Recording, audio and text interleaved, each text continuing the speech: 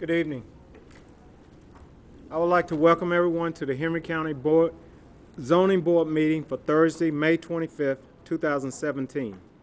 This meeting is being televised live on Channel 180 and AT&T UVerse, Channel 99, and will rebroadcast every Thursday at 7:30 p.m., Saturday at 12:30 p.m., and is available on video on demand on the county website.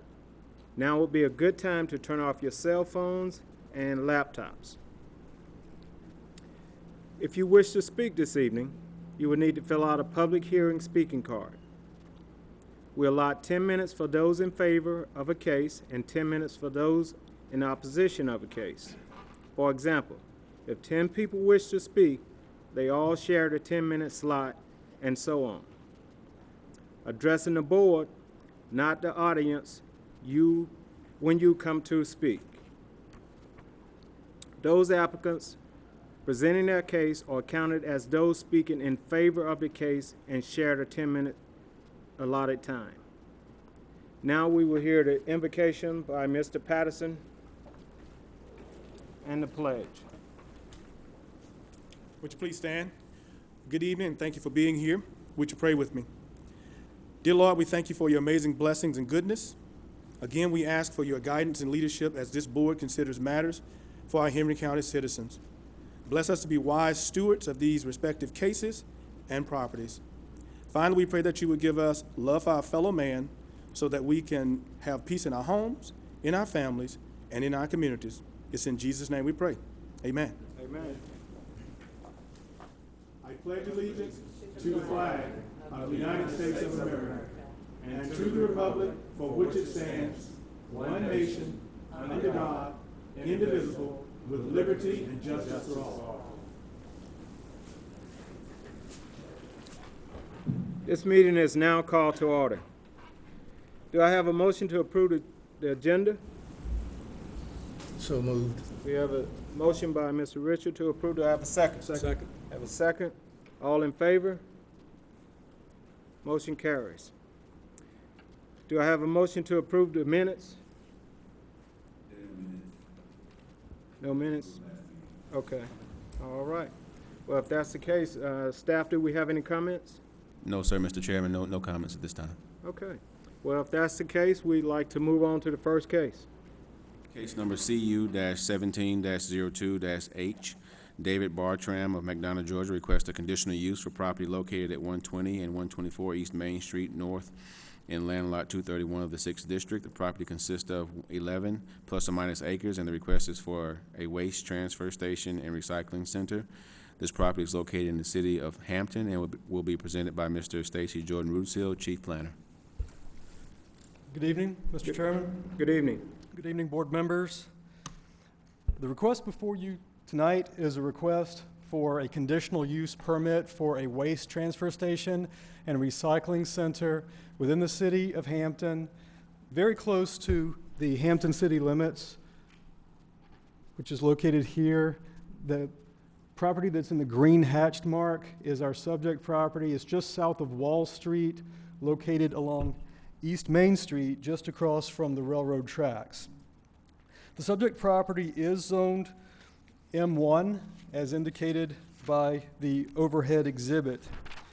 The property is currently developed, and this is an as-built site plan of the development. You've got an existing office building here, and next door, behind a privacy fence, you've got an existing pavilion and the works of the business in that area.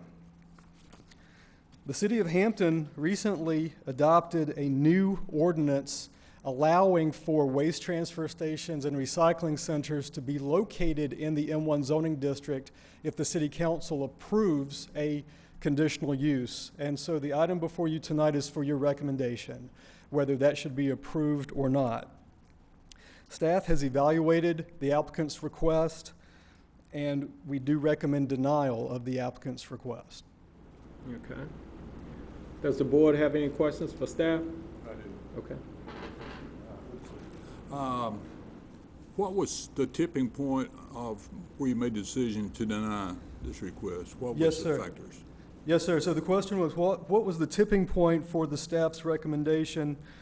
We did look at would it cause traffic congestion or conditions that would adversely affect other nearby properties in the area. And so when we were having the public hearings for the ordinance to even allow them to apply, certain citizens came forward and they expressed their disapproval because the applicant is already operating on a temporary basis. We were able to see how it's going. The citizens in these public hearings were saying that there was an increase in litter. And of course, this is just anecdotal. There was no way to quantify this, but people stood up complaining about noise, specifically early in the morning, complaining about smell. And again, there's no way to quantify this, but this is what we were hearing through the public hearing process. Also, the city of Hampton has an overlay district, which is the Tawaliga River Watershed Protection District, and it's in this district.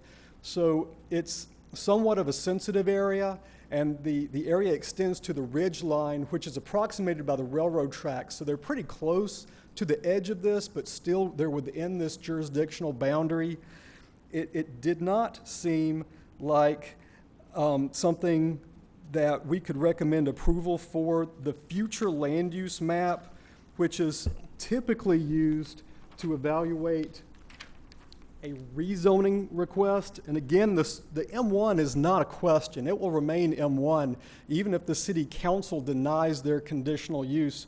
But you can see the location of the subject property is within an area that's designated in that yellow color, which is a low-density residential, which does not support an increase in intensity on this subject property. So there were several things that came together to influence our recommendation. I got another question, please. For the M1, what kind of activities could occur there that may be similar to this? Yes, sir.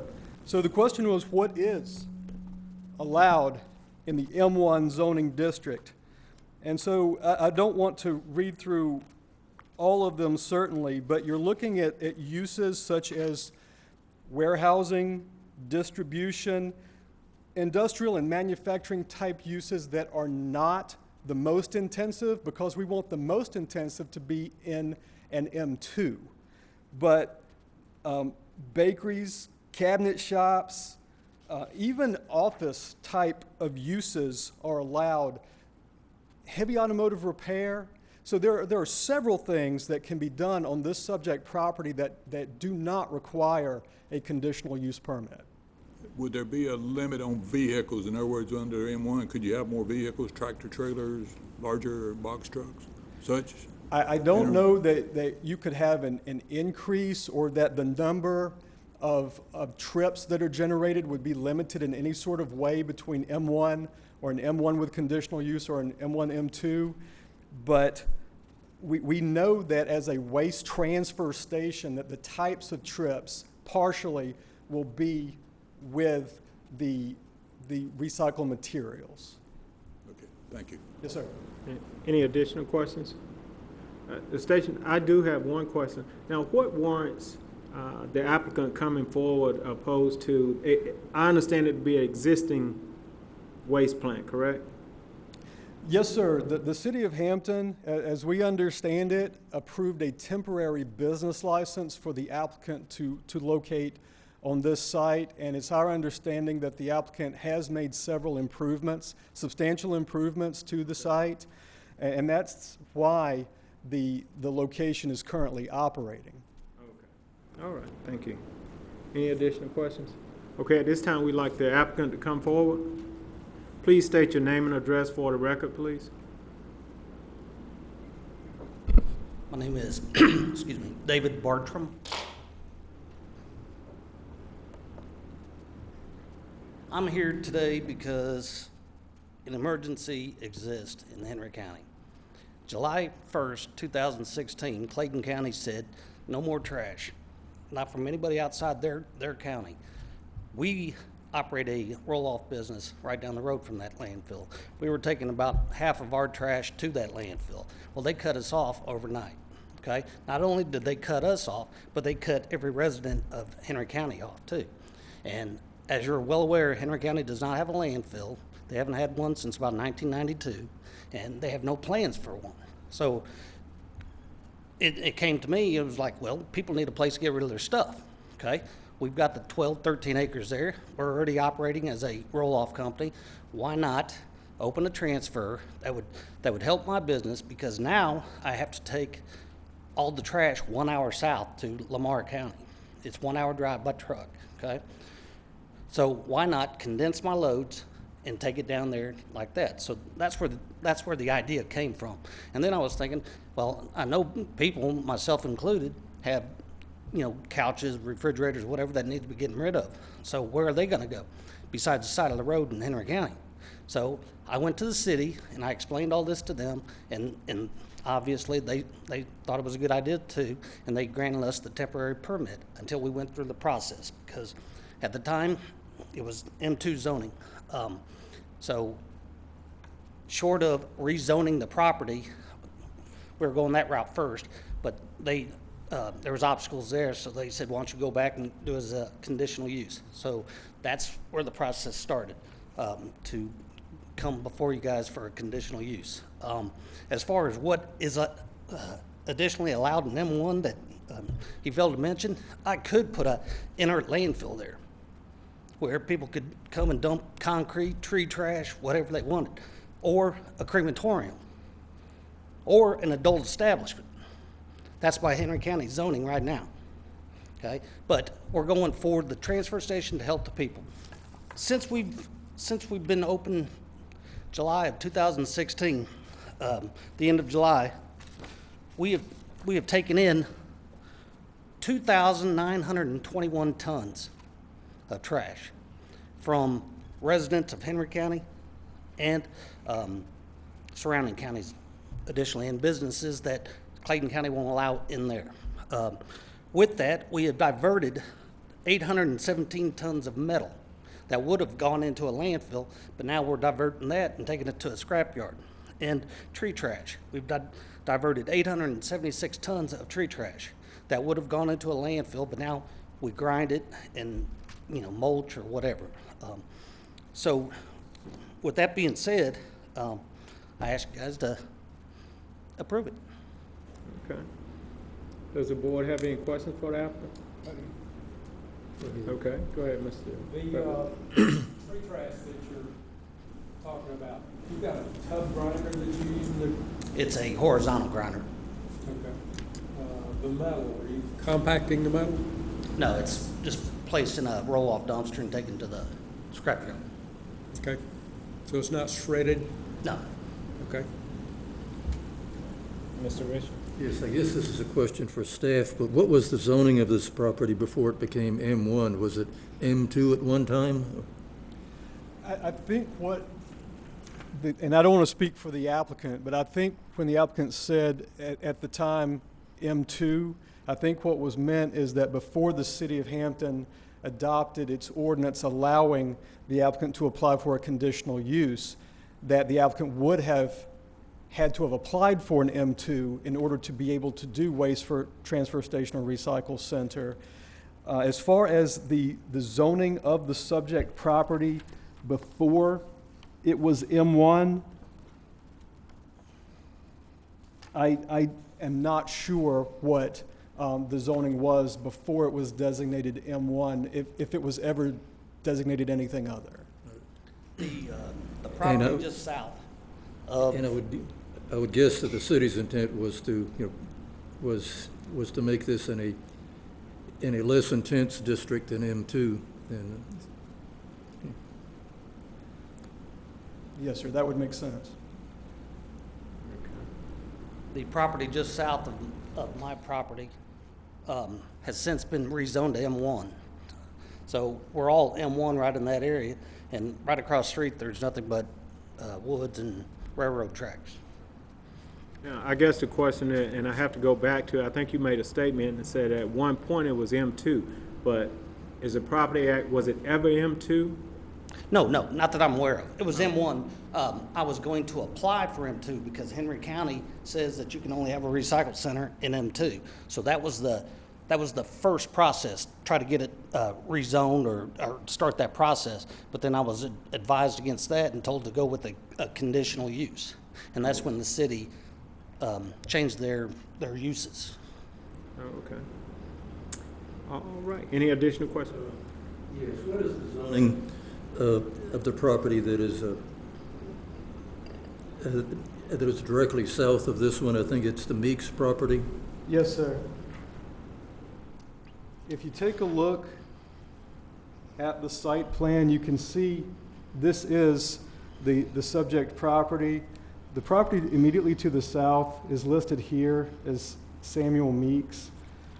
On our zoning map, which has not yet been updated, it is shown in this gold color, which indicates R2. But as this board may remember, the Meeks came forward with a request for rezoning because the Meeks felt like they could not market their property for single family because of the use to the north.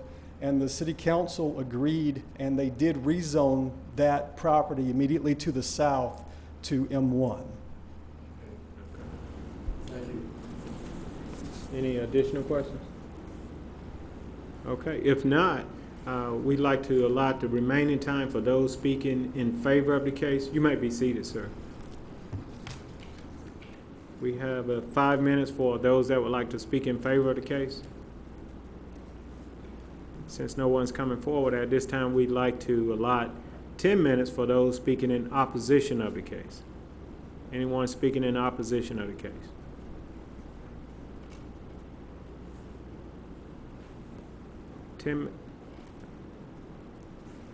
Please state your name and address for the record, please. Just want to make sure I'm here correctly. Opposition meaning I agree with what he's saying or disagree? You disagree with the conditional use. I disagree, okay. The name is Dr. Judith Tynes Jones, 1100 Marsh Court, and I am one of the residents that surrounds that particular property. I was here when Meeks tried to get her 7.5 acres changed from residential to an M1, and you all denied her, and when she got to the city, they approved it, so now it's M1, which we're looking at a rollover type effect here where the roll-off is going to get bigger and bigger. Taking a look at the EPA, the Environmental Protection Agency, their mission is to protect human health and the environment. My concern is that our quality of life has really been subjected to the ADM roll-off. I was behind one of the ADM trucks from Jonesboro Road, where the Kroger is, all the way around Mount Carmel Road to Highway 3 into their lot. Every time the truck stopped, there was liquid, brown liquid, that would come out into the road and leave a trail for each time they stopped. And that's quite a bit of distance from the Kroger all the way to their location. So yes, I am concerned as a citizen with ADM even existing in the community. We moved here over 10 years ago and decided on Henry County and decided on the city of Hampton because it was so tranquil. And hence, I didn't anticipate an ADM roll-off coming into the community and disrupting our tranquil lifestyle. Because yes, there is an odor. Yes, they are impacting even our children, because across the street is a railroad track.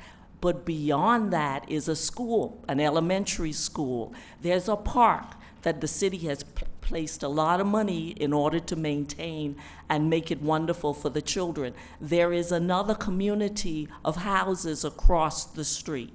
So when you talk about them, there are other places, I am sure, where ADM can successfully run the business and do what he feels is best for the community, where it's not disrupting the quality of life, the environment, our health. Thank you. So please, one other thing. I'd like for you to deny it, and I have a question. Would you want to live next to ADM roll-off? Okay. We have approximately 7 minutes. Anyone else would like to speak in opposition of conditional use? Okay. I don't see anyone coming. You coming?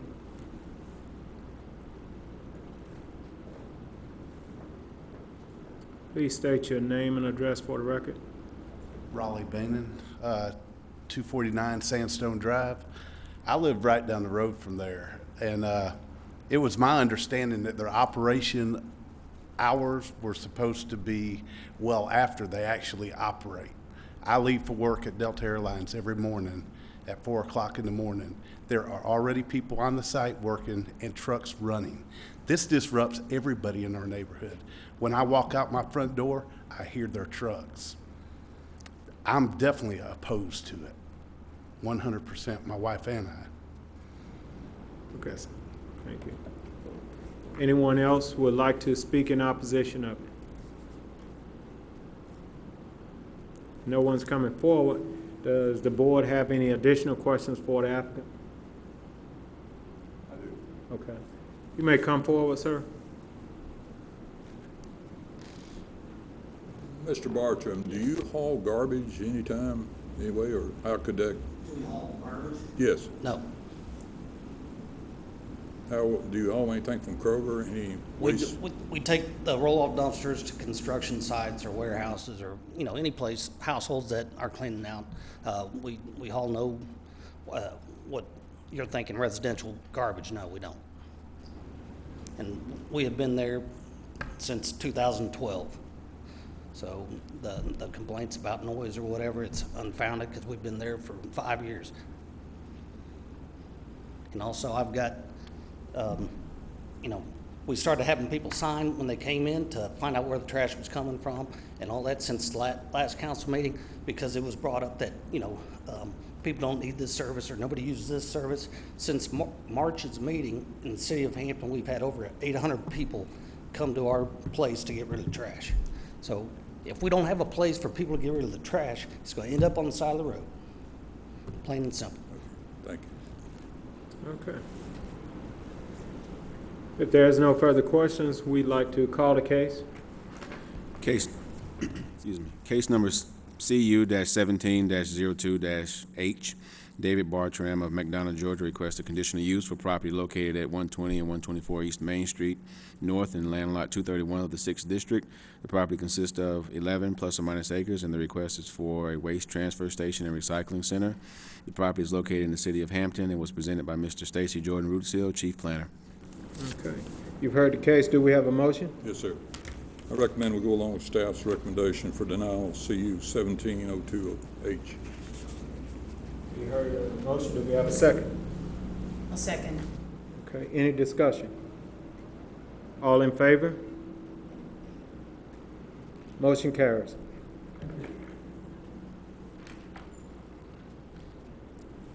Okay. We call the next case, please. Case number CU-17-03, Juanita Gishana of Stockbridge, Georgia, requests a conditional use for a property located at 416 Azalea Drive in land lot 130 of the 12th District. The property consists of 0.7 plus or minus acres, and the request is for a personal care home. The property is located in Commission District 5 and will be presented by Mr. Stacy Jordan Rootsil, Chief Planner. Good evening, Mr. Chairman, board members. The request before you tonight is an existing home occupation personal care home with 2 clients, as staff understands. The location, as is indicated on the overhead and in your exhibit books, is zoned R4, and it is within a subdivision which is allowed by our ordinance. The applicant requests to be able to have a non-home occupation personal care home so that a live-in caregiver that would be employed by the applicant could live at this home.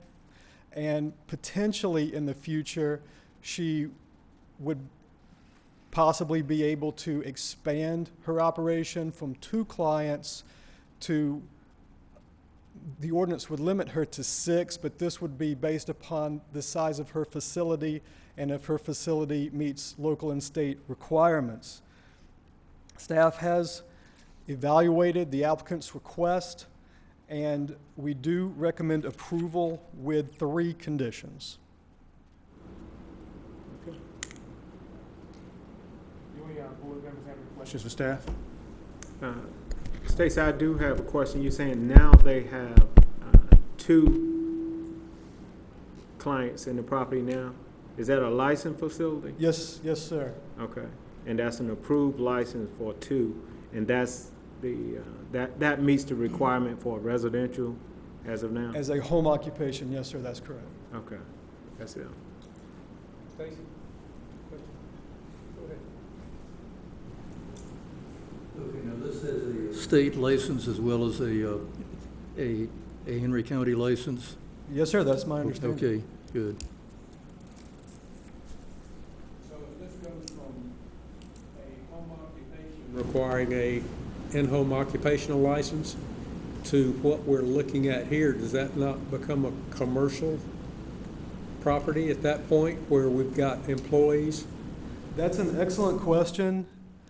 And as far as the physical facility itself, what we would prefer for a personal care home is that the clients would be integrated just as closely as possible in a neighborhood, and that it would be as far from an institutional type facility as possible. It should appear from the street as just a regular home, and that there would be no difference.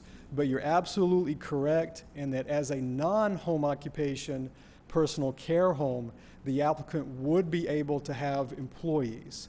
And in fact, she would want there to be a live-in caregiver who would see after the clients. So yes, that is partially correct. I guess what I'm trying to wrap my head around is we're basically swapping a person in the home, and it's a technicality as to whether it's an in-home business or not an in-home business, but reading further down where she is looking to expand, now if you go from 4 to 6 people, then you're going to possibly have to have more help. You've got a finite amount of land.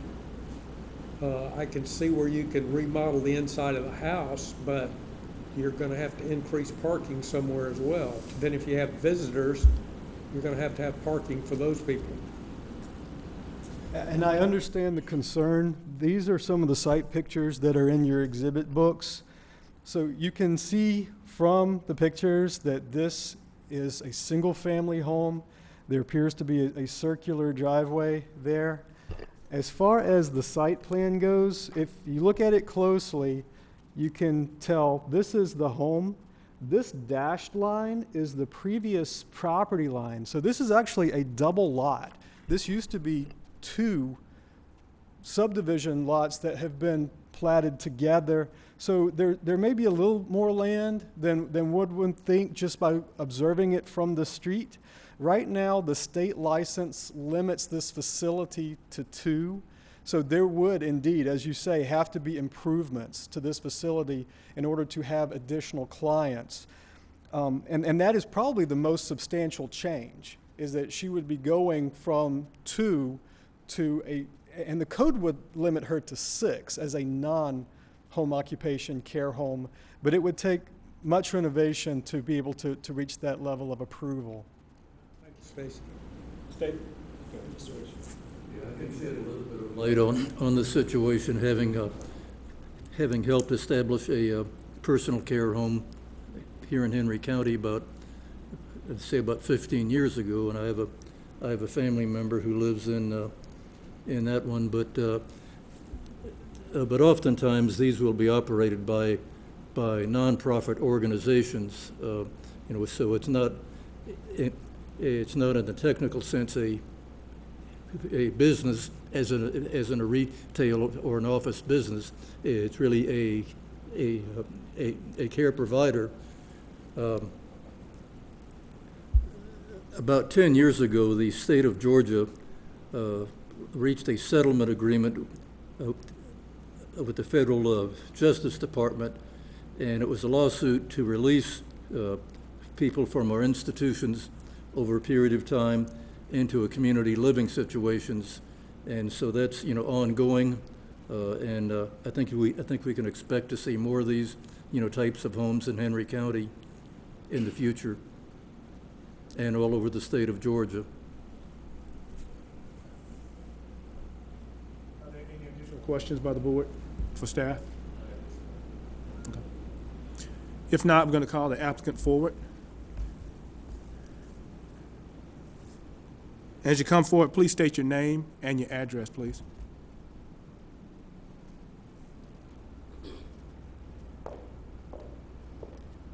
Good evening. My name is Juanita Gachana. I reside at 416 Azalea Drive, Stockbridge, Georgia, 30281.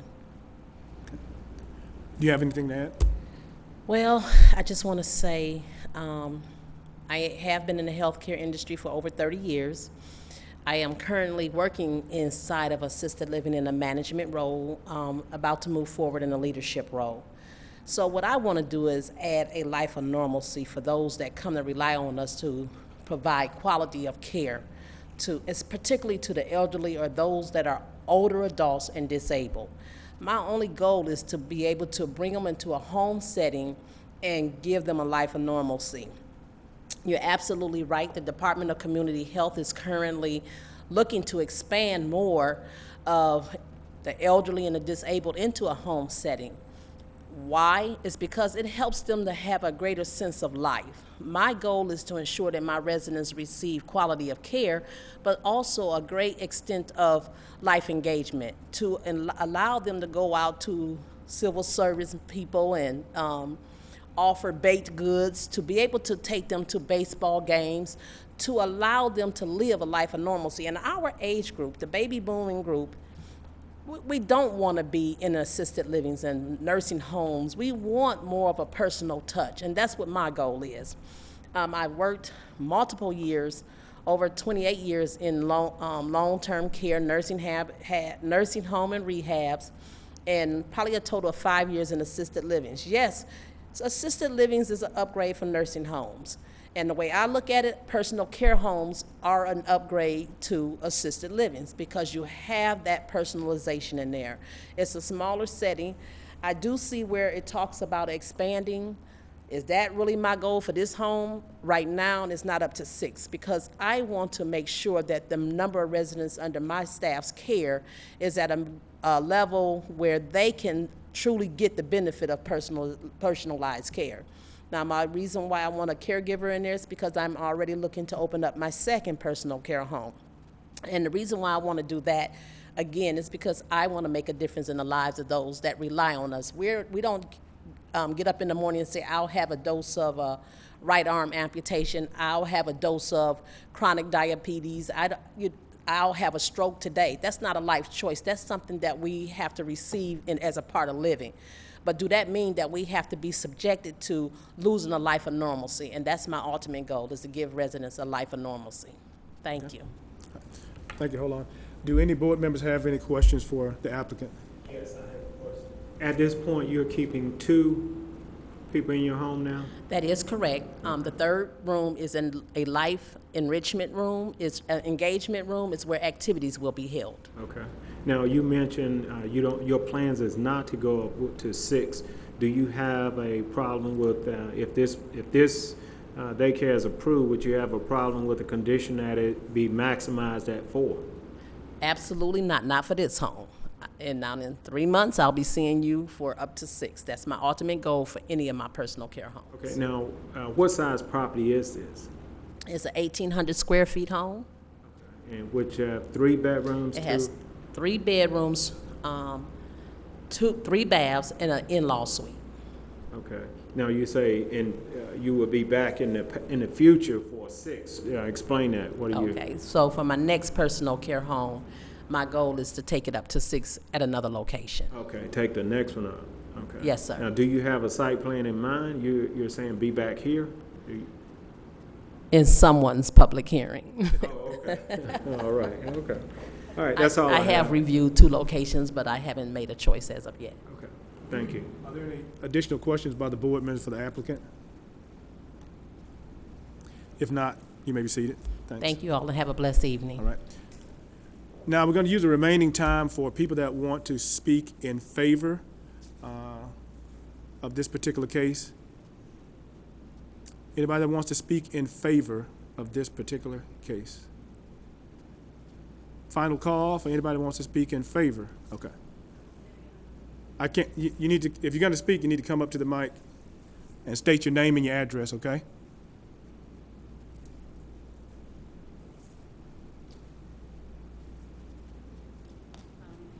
Hi, my name is Sharnita Gates. I was just listening, and it just seems like a great idea because as just listening and hearing, you know, I have a mother and father of my own, and that's something that I never really heard of as far as a personal care home, and that sounds like somewhere I would want to put my mother and my father instead of in a nursing home or assisted living. So in favor, I say, hey, that sounds like a great idea. Like, I would want to look into that for my mother and my father. So that it's just a great feeling. And can we get your address, please? My address? Yes. 3039 Mission Ridge Court, Atlanta, Georgia. Okay. All right, thanks a lot. Thank you. So anyone else that wants to speak in favor of this case? Final call for anybody that wants to speak in favor of this case. Now we're going to have 10 minutes for anybody that wants to speak in opposition of this case. Is there anyone that wants to speak in opposition of this case? Final call for anybody that wants to speak in opposition of this case. All right.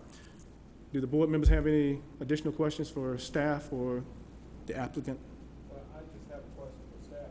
Now, Stacy, if this is approved, does this address, does the conditional use carry on to a future owner?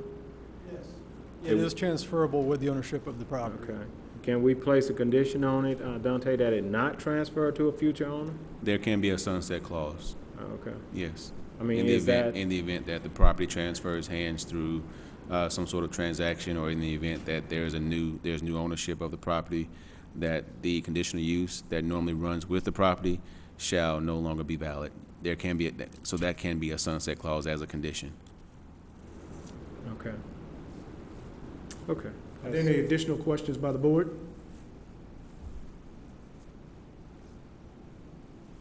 Okay, if there are any more questions, please call the case. Case number CU-17-03, Juanita Gichana of Stockbridge, Georgia, requests a conditional use for property located at 416 Azalea Drive in land lot 130 of the 12th District. The property consists of 0.7 plus or minus acres, and the request is for a personal care home. The property is located in Commission District 5 and was presented by Mr. Stacy Jordan Rootsill, Chief Planner. Okay, case has been called. What's the recommendation of the board? I'd like to make a motion that the case be approved with staff recommendation with a max of 4 occupants. Okay. Is there a second? Got a second? Any discussion? All in favor? All opposed? Okay, thank you. Thank you. Okay. Call the next case, please. Case number VR-17-07, T.W. McDonough Real Estate LLC of Thompson, Georgia, requests a variance from development standards for property located at 42 Highway 81 West in land lot 162 of the 7th District. The request is to allow increased signage, and the property is located in Commission District 2 and will be presented by Mr. Justin Kilgore, Planner 1. Good evening, Chair. Good evening, Board. Good evening. Presented before you tonight are variances from development regulations for T.W. McDonough This site is also known as the Tidal Wave Car Wash.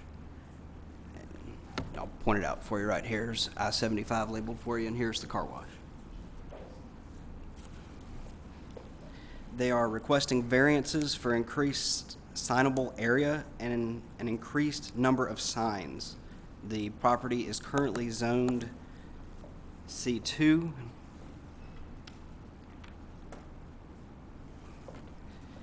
And they're allowed to have one wall sign per business by code. These wall signs are already installed on the building, the one per code, and the request is for additional signage. I'll show you the site map of the property.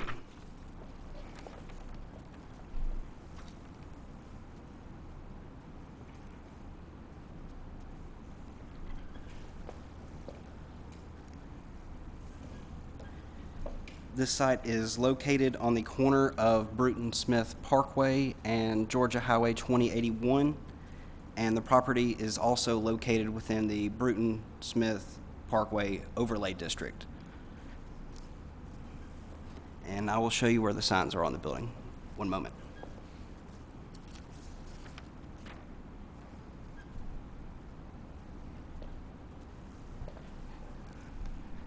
Here we have the signs that are proposed to go on the canopy.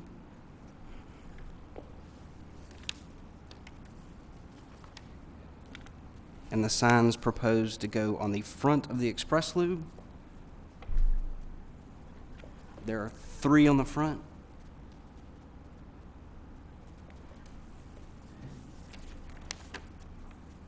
And the signs proposed to go on the rear of the canopy. There's just one of those.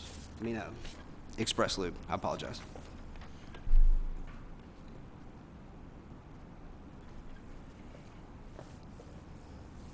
As these requests would not meet the criteria points and would give the applicant advantages not given to others in the district, staff is recommending denial of the variance request.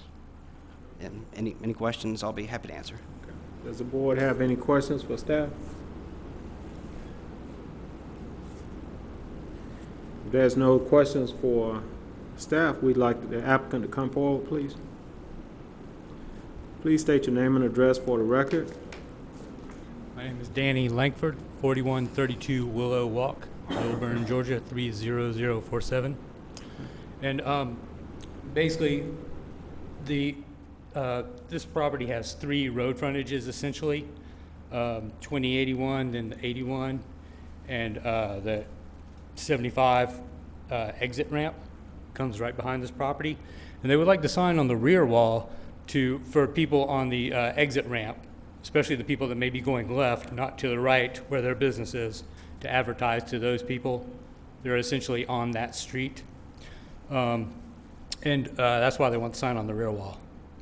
On the front, they want to add the Chevron logo, even though there is not a Chevron gas station here. It's a corporate branding issue. Havoline Express Lube and the Chevron logo is a registered trademark, the 2 of them together. And if you go to the Havoline Express Lube website, it'll say Havoline Express Lube and their logo, and also have the Chevron logo next to it. So that's just like kind of a corporate umbrella thing that they prefer to do. They do that at every location they can. Just have the Chevron sign there on the end of the building. It's a small sign. The Chevron sign is only about 2 foot tall by about 2 foot 3 inches wide, or vice versa. Basically 2 foot by 2 foot, 4.7 square feet is the actual area. And like I said, that's just a corporate branding issue and trademark issue that they like to have that only on the front of the building. If they put a sign on the side or the rear, as in this one on the rear, they do not include the Chevron logo on those. The car wash, Tidal Wave Car Wash, they just want to be able to, around their vacuum canopy, advertise their free vacuuming and stuff like that. It's small letters around the edge of the canopy, but that's pretty simple request of pretty cut and dry. Does the board have any questions for the applicant?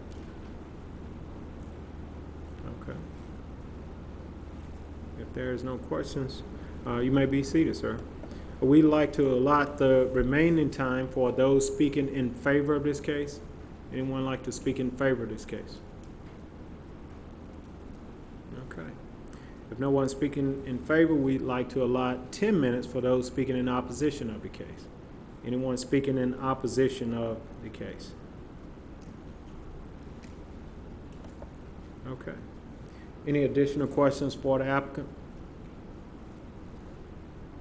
Okay. All right. If there's no additional question for the applicant, we'd like to call the case. Case number VR-17-07, TW McDonough Real Estate LLC of Thompson, Georgia, request a variance from development standards for property located at 42 Highway 81 West in Land Lot 162 of the 7th District. The request is to allow increased signage, and the property is located in Commission District 2 and was presented by Mr. Justin Kilgore, Planner 1. Okay, we've heard the case. Do we have a motion? We do. I motion that the board accepts the staff recommendation of denial of the requested variance. Okay. You've heard the motion. Do we have a second? It's been second. Any discussion? Okay. All in favor? Motion carries. Thank you. Call the next case, please. Case number VR-17-08, Benwood Rogers LLC of Stockbridge, Georgia, request a variance from development standards for property located north of Rogers Road between Airline Road and North Bethany Road and land lots 139 and 150 of the 7th District. The request is to allow an existing accessory structure to remain within an area to be platted as a subdivision. This property is located in Commission District 3 and will be presented by Mr. Stacy Jordan Rudisill, Chief Planner. Good evening, Chairman, Good evening. board members. The request before you tonight is a request for variance regarding an existing accessory structure within a proposed subdivision. This subdivision is located off of Rogers Road, as illustrated on the overhead and also in your exhibit books. And this is west of the intersection with North Bethany Road. The subject property is zoned R1, which was zoned together with the larger area to be platted as the subdivision.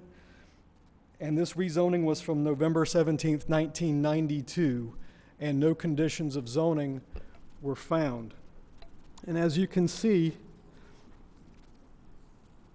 from the aerial with the subject hatched in the green, that subdivision streets have been constructed, but the subdivision itself has not yet been final platted.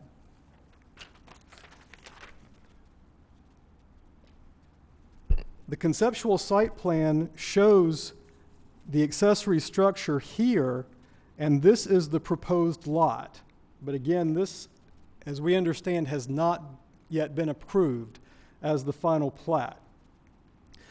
So when this accessory structure would have been together on this lot with the existing home as an RA, there would have been no issues because of the size of the lot and the zoning of RA.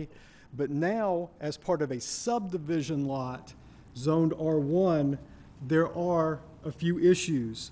And if I could direct your attention to your staff report on page 1, the request, this accessory structure needs a variance to be allowed to remain as constructed prior to the primary structure being the new subdivision house, which will be constructed on this lot, because our ordinance requires that a primary structure be constructed before any accessory structure. Also, this accessory structure requires a side setback reduction or possibly an elimination to accommodate the location of the accessory structure. So you can see that the accessory structure is within 10 feet of this proposed property line, and that's an encroachment into the side setback for an accessory structure of 10 feet from the side or the rear. The third variance that's needed for this accessory structure to remain is to allow the area of an accessory structure, for this accessory structure to exceed 50% of the primary structure, because this accessory structure is so large. You would have to have a new subdivision house which exceeded 4,000 square feet for this large accessory structure to be 50% or less of the new subdivision house. And so staff has evaluated the applicant's request. We've noted that 2 of these requests are not considered varianceable by the code. In other words, there's no specific provision for an approval of a variance to allow an accessory structure to be built before a primary structure, or to allow the area of an accessory structure to exceed 50%. The only variance that we could consider as staff within the code to recommend approval for would be the side yard setback. And if you approve this variance by itself, it still would not allow this accessory structure to remain because of the other 2 issues. On the flip side, if it's the pleasure of the board to approve the variances, or even to approve the variances to allow the accessory structure to be constructed first, and to allow the accessory structure to exceed 50% of the primary, and denied the side setback requirement, the applicant still has time to change these property line boundaries to accommodate this accessory structure. So that being said, having evaluated the applicant's request, having found no undue hardship, staff does recommend denial of the applicant's request. Okay. At this time, does the board have any questions for staff? Yes, I have. Okay, Mr. Yes, I have several questions. I'm glad that I went back out to see this property after it stopped raining, because I could. And it's a very nice metal building, and it's on a concrete slab. It's in good condition. I have some pictures of it that I can share with the board, or I think staff has some paper pictures.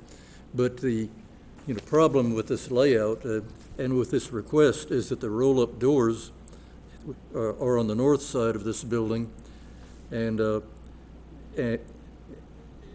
if this property was platted as shown in this diagram, for someone to enter that accessory structure, they'd have to get on somebody else's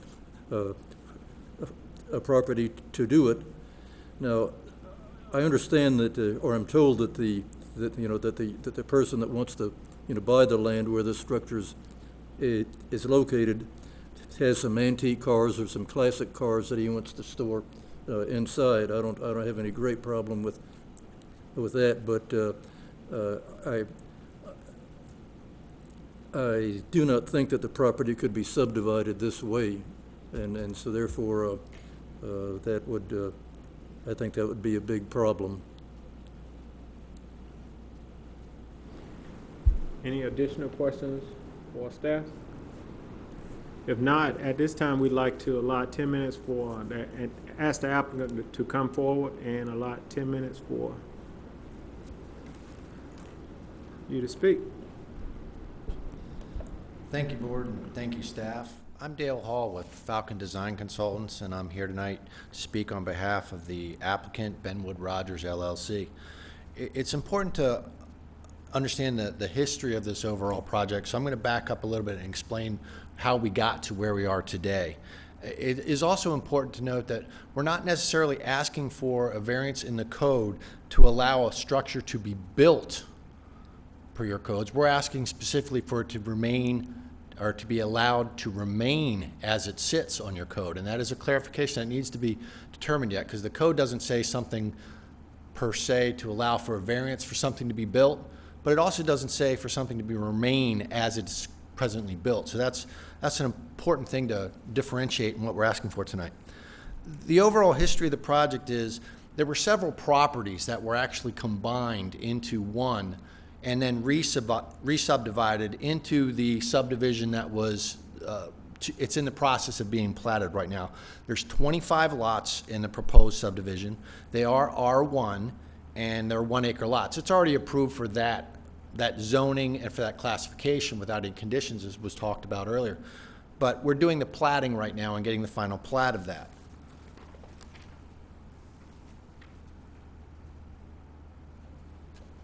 And you've seen this drawing here. What we've had is there was one parcel which has a house. It's a 2-story brick house with a pool. And part of that development some years ago, before this subdivision was to be platted again, they had an accessory structure, which is that one right there. And that's a 3 to 4 car garage. It's 2,000 square feet.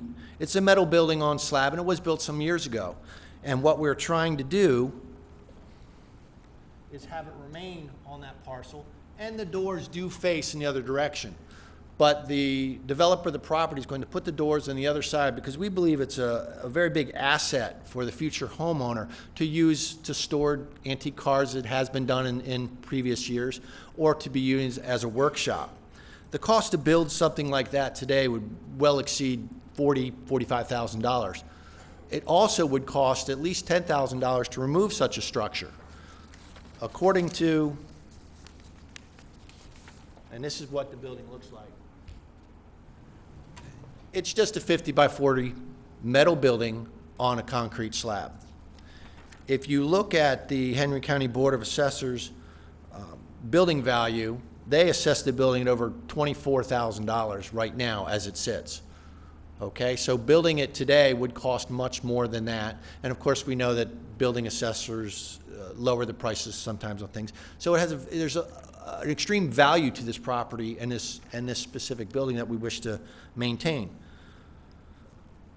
There's also a concern about setbacks and the ability to maybe potentially affect the adjacent property owner. So here's a picture from Google Earth. And I might have to show you exactly what this entails. This is the existing building, the house that's remaining, and this is the pool. This is the roadway that's already been built for the new subdivision. The building that Mr. Risher went out and saw recently is right here. So to get to that, you have to go down this trail back and through here into that area. The property line is right about in that area. That's one of the property lines. And then the other property line would be right in this area. So there would be a lot into this area and a lot into this area. To readjust the property lines would be a difficult item to do because the configuration of the lots, we have a 1 acre minimum. And what we have is these 2 lots here, keeping this lot cut out. So the individual will remain in that building and remain in that lot, in that home. We have the setbacks proper to make that lot a legal conforming lot. This lot itself is right at 1 acre. It's 1.03 acres. This lot itself is at 1.03 acres. And then there's a already constructed detention or a, right here is where you have your easement here for your stormwater. You can see this line right here and it comes down and through. There's where the water catches across the street and comes back through there. So that's 2 acres in that area. So to reconfigure all of these lines would be very difficult, and you would land up with some very unique pie shapes in there. And we think it would be more advantageous, again, for the future property owners of these lots to have the more rectangled shape 1 acre lots, which would conform to this.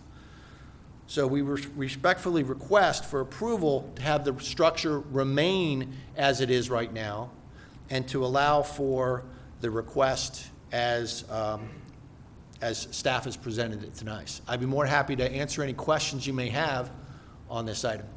Okay, okay, Mr. Richard. Okay, why could you not take the proposed Lot 6, which is the one that's between the proposed lot where the building is and where the house is, why not just cut that in half and add half of it to Lot 5, and then the remainder would remain with So you're with saying the cut it house. right there? Yep. And therefore, you would not need a side yard variance. I think you just have one less lot in the subdivision. Certainly, there are options to reconfigure this to lose lots. However, we believe going from Lot 1 all the way up to Lot 6 are uniform 1 acre lots through that area. So we were continuing the 1 acre lots from the entry drive, from the subdivision, all the way back to the existing house. We were maintaining that 1 acre, I believe it's 175 width, I'd have to check. 155 width. It's just what we've done, keeping that throughout all the entry of the subdivision. On both sides of the street, we've tried to do that. Any additional questions for the applicant? I have a question. If you will, on your map, will you point to Lot 6? This is Lot 6. Okay, This is Lot 5. okay, And Lot 5 is where the actual building exists as it sits now, the garage. correct. So the future homeowner of Lot 6 could potentially have to deal with this problem if it was approved. If it would be deemed as a problem, if it was concerned as a problem, then they would have to deal with that. Wouldn't necessarily say it would be a problem. It'd be an asset to the adjacent property values. Okay, all right. And again, back to the question that Mr. Risher asked, why can you cut part of Lot 6, reduce the size of Lot 6, and increase the size of Lot 5 to fix the problem?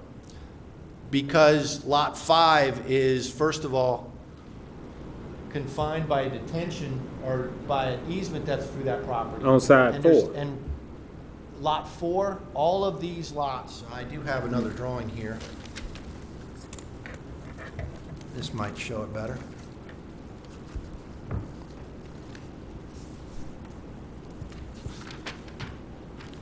There we go. If you see right here, I'm going to drop my papers. This is Lot 5.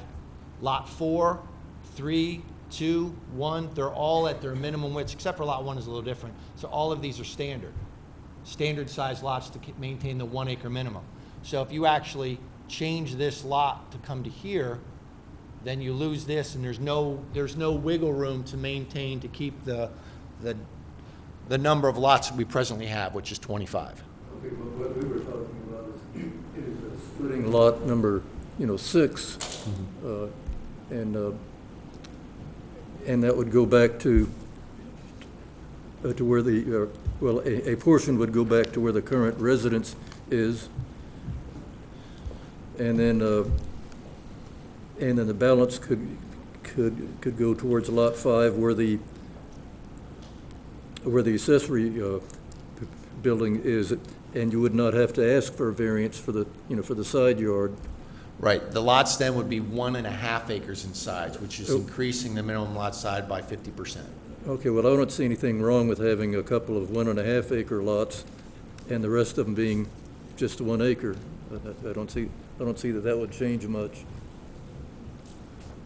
All right, any additional questions for the applicant?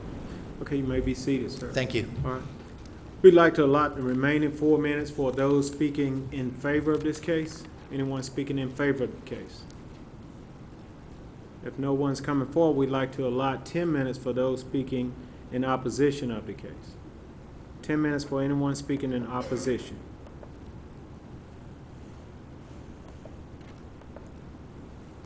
State your name and address, please. My name is David Hips, and I live at 420 Rogers Road, which is directly across the street from the whole development. And one thing also, too, that I noticed on the map there is that the 25 lots is only a part of this proposed subdivision. I believe that some of the other property that has been bought there to have some additional houses built there. That's just one thing I'd like to know, if that's what I've seen, or if is that correct, or is there more property that's going to be built on that? Speak to us, sir, if you will. And And also, the only other concern that I would have with that is that if the existing property, I would have thought maybe if I was going to buy a big tract of land, I would have maybe looked into that, how I could divide it and see what I could do with that existing structure before I went and bought the whole amount of property. And then we're wanting to allow this property to go past the buffer zone. And I hate to be so blunt about it, but it sounds like to me that it's trying to avoid the cost of just tearing it down. Anything else, sir? That's it. We'd like to allot additional time for those speaking, anyone else speaking in opposition. Any additional questions for the applicant? Okay. If not, we'd like to call a case. Case number VR-17-08, Benwood Rogers LLC of Stockbridge, Georgia. Request a variance from development standards for property located north of Rogers Road between Airline Road and North Bethany Road and land lots 139 and 150 of the 7th District. The request is to allow an existing accessory structure to remain within an area to be platted as a subdivision. This property is located in Commission District 3 and was presented by Mr. Stacy Jordan Rusil, Chief Planner. All right, we've heard the case. Do we have a motion? Yes, I have a motion that is slightly different from the staff's recommendation, but close. Okay, the first variance should be worded to say, to allow an existing accessory structure to remain prior to the primary structure, that being the house. Second, to deny the request to eliminate the side setback requirements to accommodate the accessory structure, that is the existing structure. And thirdly, to approve to allow the area of the accessory structure to exceed 50% of the primary structure. We've heard the motion. Do I have a second?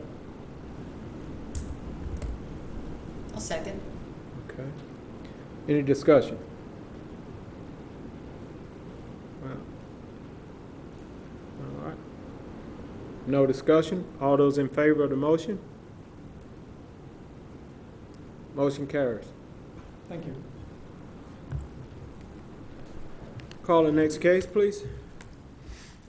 Case number VR-17-06-H, Rio Funding Solutions 3, LLC of Atlanta, Georgia, request a variance from development standards for lots 216, 223, 225, 229, 230, 231, and 233, located in the Bridgeport subdivision in land lot 232 of the 6th District. The request is for single-family detached housing and is located in the city of Hampton and will be presented by Mr. Zane Grinnell, Planner 1. Good evening, Mr. Chairman. Good evening, Board.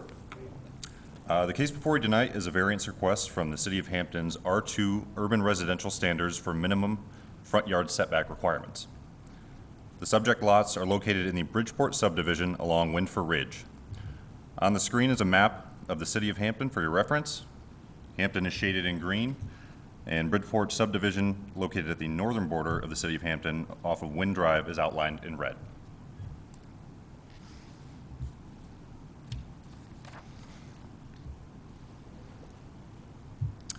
This next map shows the specific lots, shaded in green, which this variance will affect. The reason for this variance is that federal wetland requirements were changed, and the 25-foot buffer requirement for said wetlands are now imposing a hardship on the applicant.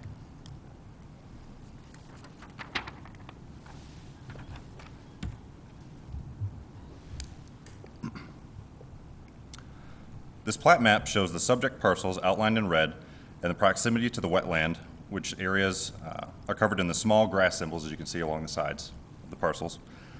The highlighted in blue line is the 25-foot buffer line, which runs along, it would be next to the yellow in some cases, along the backs of these lots.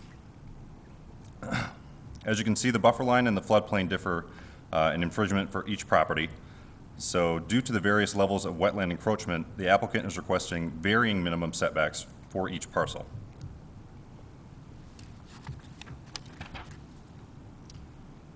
So if you look at Table 3.0, which is included on page 2 of your reports, this shows each lot and the corresponding proposed minimum front yard setbacks that are being requested. Staff recommendation is based on the assessment of variance criteria and based upon the extraordinary or exceptional conditions pertaining to the floodplain. Staff recommends approval of the listed minimum front yard setbacks. And I'd be happy to answer any questions. Okay. Does the board have any questions for staff? Yes, sir, Mr. Fretwell? We had emailed back and forth a couple of times, but I was concerned about a couple of things on the drawings where what I looked up in EPA standards for the new code mentioned that the floodplain and the buffer were supposed to be contiguous. It looked in the drawing as though the buffer was actually overlapping the floodplain in many places. Now, I believe this would be a question for stormwater, but I believe that the buffer is supposed to run along the edge of the floodplain and that the two are not contiguous is what I was to understand, but I don't know if staff has any other things to add. Regarding the buffer, if you are referencing the buffer requirement for state waters, is that what you're referencing, Mr. Fretwell? The 25-foot buffer? For state waters, that buffer is measured from the banks of the actual stream. And if it's overlapping the floodplain, that's more than likely because when FEMA updated their maps, if there was a portion of any property that was near the floodplain, it was generalized into the floodplain. So the more precise measurement will be what's shown per the surveyor's sealed site plan of showing the state water buffer measured from the bank of the actual water body or stream. And it's not supposed to be contiguous with the FEMA flood map because that would in essence cause it to be inaccurate in some cases. Okay. Any additional questions for staff? Okay, if there is no additional questions for staff, we'd like the applicant to come forward, please. Again, state your name and address for the record. Yes, sir. Adam Baker as an agent on behalf of REO Funding. And do you want me to give my address or Yes, the applicant's address? 227 Sandy Springs Place, Suite D, 339, Sandy Springs, Georgia, 30328. Thank you, Zane, for sharing that. And board, thanks for having us tonight. Thanks for the opportunity to share. So, to Mr. Peterson, you kind of addressed some of the concerns with the floodplain, and I'd like to address that with you guys and the distinction between a floodplain and a wetland. So two separate engineers come out, one for the floodplain, a separate engineer for the wetlands. And so in February of 2016, the wetland buffer was updated, and you can see that per the plans that Zane had shown earlier. And there is a federal buffer for wetlands. There's different buffer for floodplain and different buffers for wetlands. If you have, some places have only wetlands and no floodplain. Some places have floodplain, no wetlands. And so there's a buffer for each. And so it is the more stringent guideline. And so it's a federal guideline that we have to follow. I can't change that. No local municipality can change that. And so that's the 25-foot buffer that we have to go off of. That's why it's there. So we don't, just to be clear too, we don't want to do this. In my perfect world, we just build these lots out as is, don't have to worry about a buffer, things like that, but we have to adhere to those rules and guidelines. And so the reason for the varying setbacks are what we've done is one of the criteria for an applicant who's seeking a variance is to do the minimum. And so we are literally taking the small, there's 8 different floor plans that Smith Douglas has in the Bridgeport neighborhood. We've taken the one with the smallest footprint, worked with our surveyors, engineers, and the builder, and we have worked every which way on each lot individually to get the minimum footprint that we could on there. And so that's why we came up with each different setback. Am I a fan of a 20-foot setback or a 35 or having to reduce any of those? Not at all. However, we have no other choice. If you guys choose to deny this, then these lots are unbuildable. And so a lot of times people come into these meetings and they have stuff to negotiate. The young lady earlier who was seeking to get 6 patients in her house, she can negotiate down to 4. I don't have any wiggle room in this. I'm not coming to you guys and saying, hey, let's negotiate. I go 35 to 30 or let's take the 20 to 25. We've literally done everything we can, and the minimum's in there. And so we're seeking approval to get that approved so that we can build houses on these lots. And if possible too, and I didn't notice, we have some residents, obviously from Bridgeport. If they have any questions or concerns, will I have the ability to address some of those for them if there are any? Not in this forum. You'd Okay, have to- perfect. Yeah, you'd have to get with them to address that. Well, then, I'd like to go, I've got, how much time do I have left? Well, I'm right now, okay? you're okay right now. You cut me off if you need to. Okay. I don't want to take any more than needed. So from some of the residents I've heard, one of the gentlemen referenced, one of his concerns was property values. And so I get it. Property, if I lived in a neighborhood, a property value is extremely important to me. I want my home to be as valuable as possible, and that's a great thing.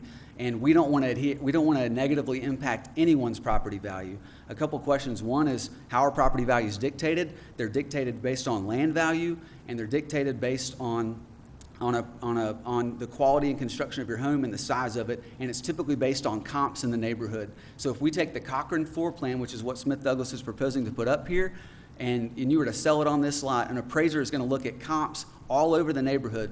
Bridgeport is a dream neighborhood for an appraiser to come out and appraise because there's tons of comps.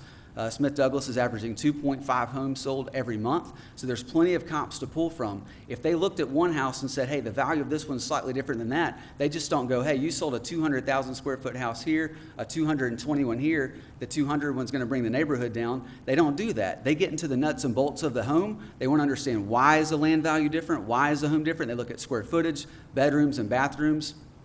So I just want to address that. Another concern that I heard was potentially parking in the neighborhood. I do know that in every neighborhood, I was the president of I served as a director of an HOA for 347 units in a condo in Atlantic Station. I used to work for the owners of Atlantic Station. It was the most thankless, awful thing that I've ever done, and I'll never want to do it again.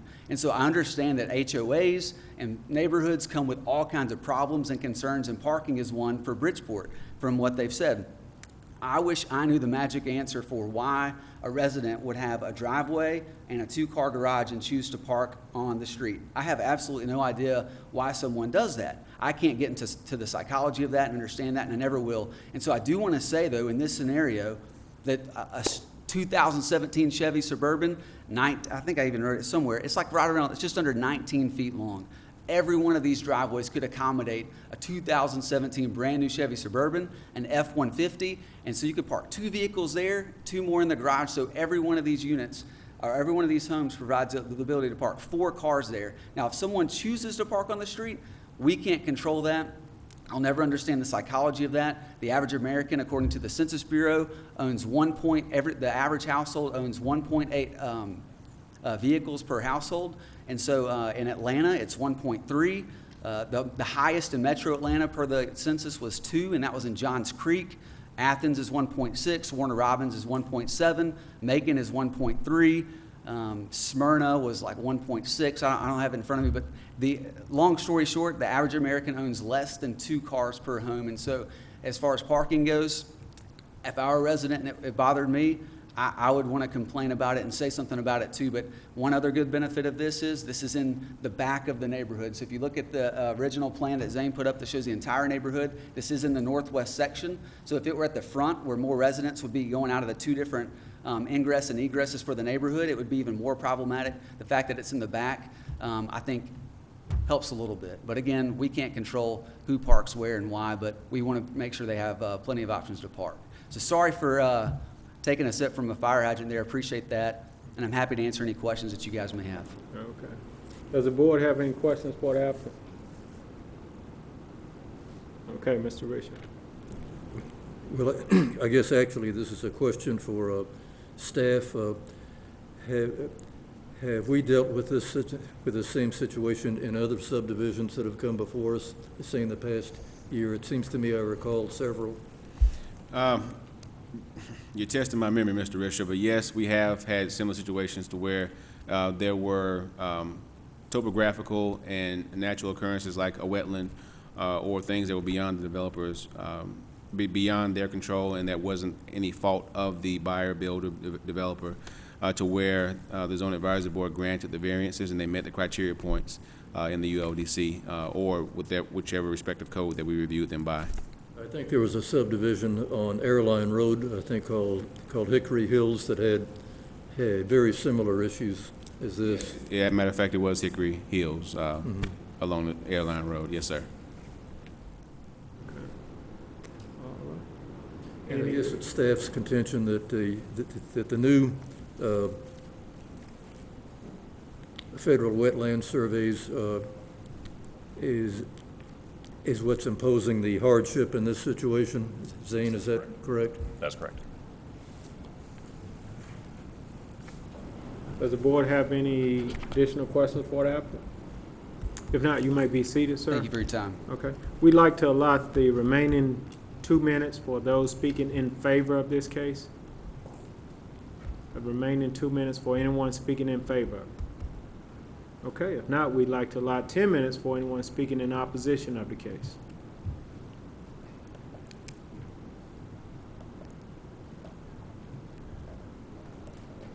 State your name and address for the record, please. My name is Dexter Cladd. I live at 215 Creekside Circle. I've been a resident of Bridgeport for 11 years. Bridgeport is a large... Your address, sir? 215 Creekside Circle. Okay, thank you. Yes, sir. I've been a resident of Bridgeport for 11 years. Bridgeport is a large subdivision. We have roughly 244 lots, about 190 occupied homes, and Winford Ridge is the longest street in the neighborhood. 3 of these lots that the variance is concerning to is the most dangerous part of Winford Ridge. It's in a curve. So as you're traveling south on Winford Ridge, it's you have a blind spot. So we have some concerns about that. Some of the variance requests for these 8 lots are as low as 20 feet. So I heard some of the stats about is 1.5 cars per home or something, but Bridgeport is we have variety of homeowners there. We have first-time home buyers. We have retirees. I mean, my neighbor across the street, they have 3 vehicles and they just bought a golf cart. So we're concerned that it's a high probability that the homeowner will have to park in the street, but most definitely their guests will have to park in the street. So my concern is it's a possibility that people's safety could be in danger there at the curve. And lastly, it just doesn't fit the aesthetics of the community. I know it's toward the back, but it's still a part of the community. So we're just concerned about the front of the subdivision, as well as the middle and the rear. So I respectfully ask you to consider these concerns before you make a decision. Thank you. Okay.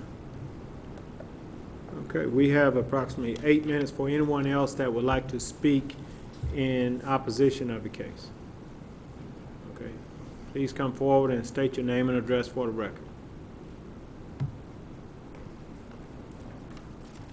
Good evening, Chair and Board. My name is Carmen Wells, and I am one of the board members and also reside in Bridgeport. In support of what Mr. Dexter Cladd, I'm sorry, my address is 121 Crestwood Court. I'll put this here.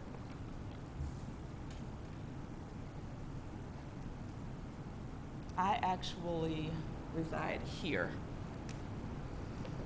And I just wanted to also highlight that we have community people or our neighbors here that represent almost every area of this map.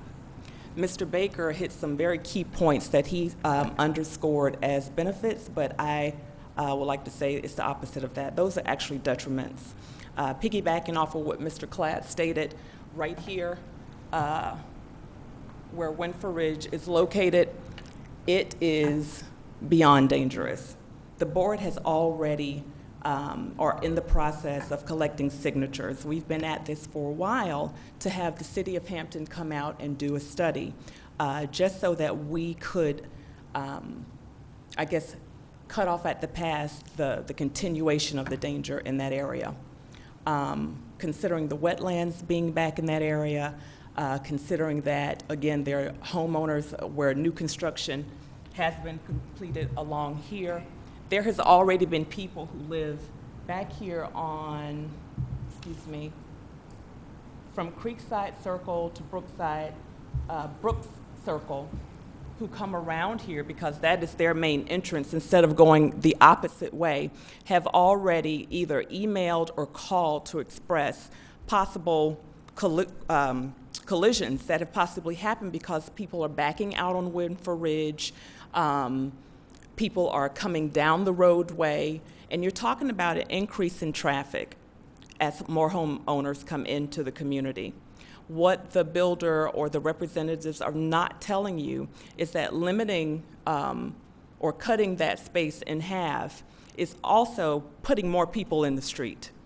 You know, they're talking about specs of a suburban, but the people who live here have the enjoyment of parking their cars in their garages and using their driveways. But why should we cut a potential homeowner's enjoyability of their lot, of their or driveway, and give them the option of parking in the street? That is only going to add to the problem. It's located in, I don't have it with me, if I can grab that, but I believe it's on page 3. Criteria 4 underscores again that this is the enjoyment. Can I grab that for a moment, please? My portion of that.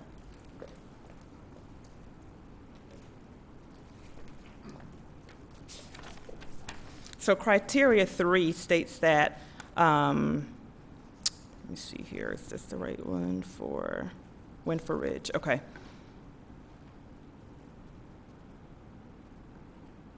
Okay, criteria 4. The requested variance will be in harmony with the purpose and intent of the chapter and will not be injurious. That is the complete opposite.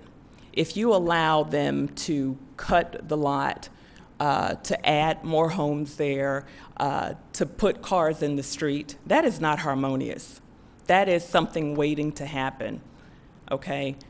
That is not being explained correctly. And again, there are people here in the community, and can you all raise your hand, please? Speak to us, please. Behind me are people who came here who are willing to speak on behalf of that and to speak in support of not approving this variance. Thank you. All right, thank you. Okay. We have approximately 4 minutes left. Anyone else would like to speak in opposition of this? State your name and address for the record, please. Good evening, board. My name is Troy Worthy. I live at 91 Bridge Mill Drive, Hampton, Georgia, in Bridgeport Subdivision. And my concern is that I was looking at part of the map there of Winford Ridge where they want to go from 40 feet to 20 feet. On Winford Ridge where they're talking about the wetland as they go in the curve there, I've been there when we had heavy rain.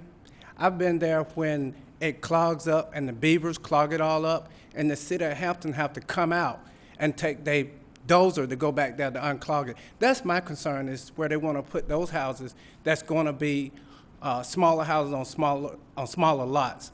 And the homeowners that may potentially buy a home there may not know that that's a problem that's going to be taking place in the back there. And that's a big concern to me. I understand that some of the lots that they want to go to from 40 to 35, that's owned in the back. But I also understand that, yes, it may be in the back, but I live in the front, but it's a concern to me also because I represent a lot of the people that live at, all of the people that live at Bridgeport Subdivision. So I am speaking against it also. Thank you. Okay. All right. We have approximately 3.5 minutes left for anyone else that would like to speak in opposition of this variance. Yes, sir. My name is Philip Patterson. I live at 90 Winford Ridge, near the front part of the subdivision. I am concerned about the setback, especially those that are going from 40 to 20 feet, 40 to 25 feet. I heard the math about how many cars will fit on a 20-foot driveway and in the garage, but reality is most people only use half of their garage for parking. The other half is for yard equipment and things of that nature. And even if you have the 20-foot driveway, then you have the inconvenience of your homeowner having to move one car constantly to get another one out because you're on such a short driveway. And reality is, over time, they'll just get tired of it and start parking in the street. And when they have guests also, then you'll have an issue there. And one reason we picked this subdivision when we were shopping for a home we bought in February is we liked the fact we didn't see cars on the street. There was no congestion on the street, like some other neighborhoods we had looked at and so forth. But I would like for y'all to consider that the safety issue as far as that goes. Thank you. Okay. Okay. Anyone else would like to speak in opposition? Anyone else would like to speak in, we have 2 minutes left for anyone else that would like to speak in opposition of. Okay? If no one's coming forward, does the board have any additional questions for the applicant? Okay, will you come forward, sir?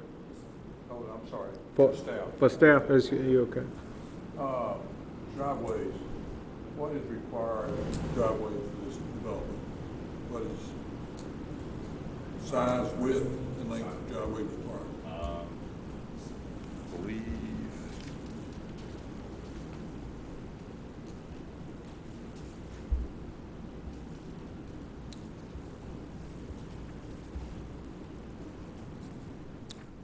not sure that there is a requirement for size and width. Understanding that with the City of Hampton's Code of Ordinances, it simply has to be paved, Yeah. the driveway. Paved driveway, so there are no dimensional? Dimensional requirements? Yes. As far as we understand, no, but we'll double check that for you. I'm sorry, I didn't hear that, Dante. You say? As far as we understand, there are no dimensional requirements listed in their code, but we'll double check that. But right now, we understand that the driveways have to simply be paved. Okay. All right. Yeah. Any additional questions for staff? Okay.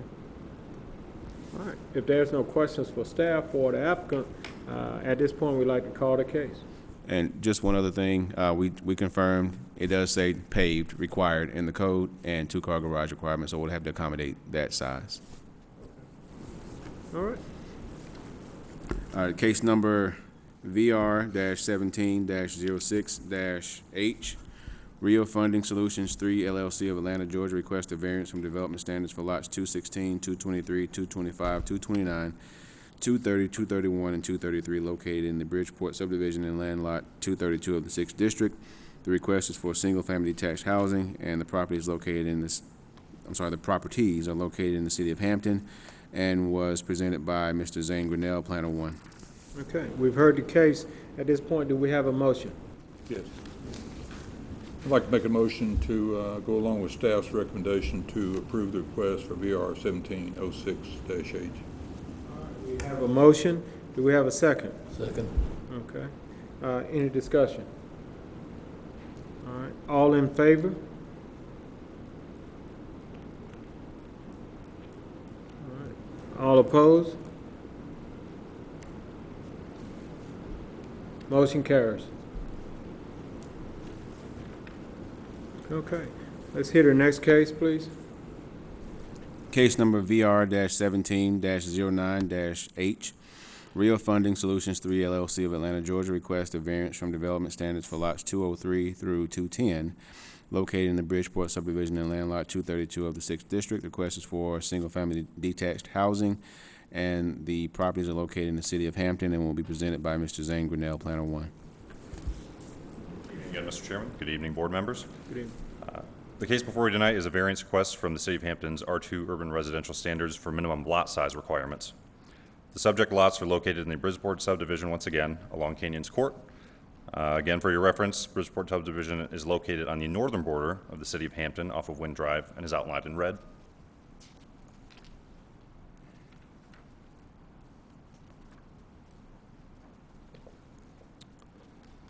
This next map shows the specific lots shown in green, which this variance will affect. The reason for this variance request is that when the survey for the subdivision was created, the lot line along the north end of the parcels, which you can see up here, was drawn incorrectly. When the developer went to build and had the surveys redone, they found that they were no longer meeting the 18,000 square foot minimum lot size requirement. This survey error is now imposing a hardship on the applicant.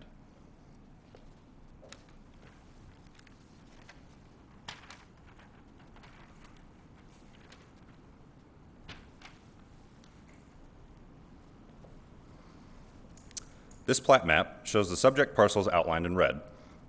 The blue line shows the previous and incorrect survey line, and the pink line is the correct property line.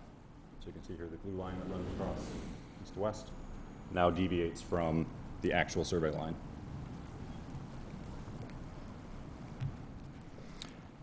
As you can see, the new survey has affected each lot to varying degrees as it goes from east to west. Due to the varying degrees that each lot is affected, the applicant is requesting varying minimum lot area sizes.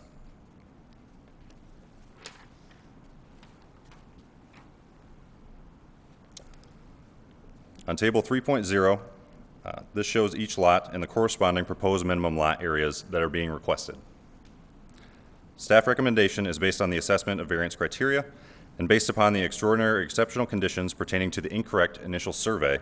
Staff recommends approval of the listed minimum lot areas. And I'd be happy to answer any questions. Okay, does the board have any questions for staff? I've got a question. Mr. Disturbed by an error in surveying that much. It's a pretty good bid. Is no recourse with the surveyor? Not that I'm aware. Okay, go ahead, I'm sorry. Well, I have a question for staff. Now, was these lots proposed initially within the entire subdivision? Not that I'm aware, and there were no rezoning files which would show the original plat that we had as staff, but the ones provided by the applicant show that these two differ now that they have resurveyed it. Okay, I guess my question is, on the initial plans, was these lots included in that plan? Yes. Oh, yes, yes, they were. I'm sorry. Okay. All right. Okay, I'm good for now. Any additional questions for the staff? Okay. Who paid for the original survey? I'm unaware of who paid for the original survey, and it may be the developer. I'll ask the applicant. Yeah, can enlighten us on For the record, we are not increasing the number of lots in the subdivision. We're merely being asked to authorize these lot sizes so they can remain with the same total number of lots. Is that correct? That's correct. We are just decreasing the minimum lot area. Okay. Any additional questions? Okay. At this time, we'd like the applicant to come forward. Again, state your name and address for the record, and do you have anything else that you would like to add to staff comments? Yes, sir. Adam Baker, agent on behalf of REO Funding 3, address 227 Sandy Springs Place, Suite D 339, Sandy Springs, Georgia 30328. Just to clarify this, Zane explained it well, but it made me pause, and I just want to make sure you guys are crystal clear on this. This was originally platted in December of 2005. So a plat was recorded, and correct me if I'm wrong on that, it was recorded. And can you go back to this one here? Yeah. So the blue line was the original approved plat, shows that the minimum lot size did meet the 18,000 square foot requirements.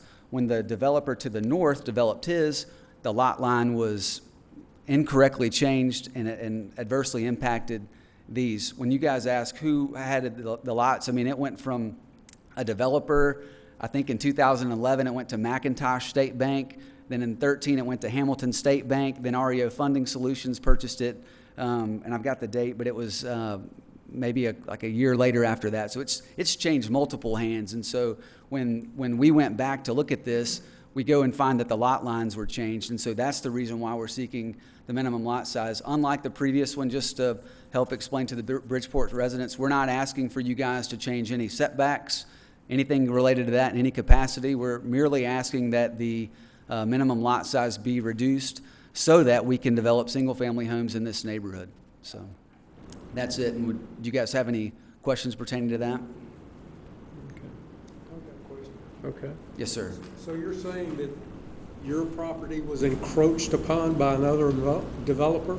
Not under the current owner's ownership, but under previous ownership, yes. In 2005, when these lots were recorded, that blue line it shows that. You can pull the plat and see that. Then when the guys to the north developed theirs, that's when the lot line shifted. When they purchased the asset, they purchased it, and that lot line was going, the red lot line was the lot line that was there. They didn't know that. All the papers that they had, everything they had showed the original one. Then they go to get into the minutia and start building on these, and it comes to their awareness that the lot line's changed. So that's why they're seeking to do that. The infrastructure's in place. It's a built neighborhood. The sewer's in, the utilities are in, everything's in, ready to rock and roll. And the only thing that's lacking is they're out of compliance because the lots are too small. They don't meet the 18,000 square foot requirement in the R2 zoning. Did that answer your question, sir? Yes, sir. Okay. Does anyone else have questions for the applicant? Okay. Hey, thank you for your time. If there is no questions for the applicant, we'd like to allot the remaining time for those speaking in favor of the case. And if no one is speaking in favor of the case, we'd like to allot 10 minutes for those speaking in opposition.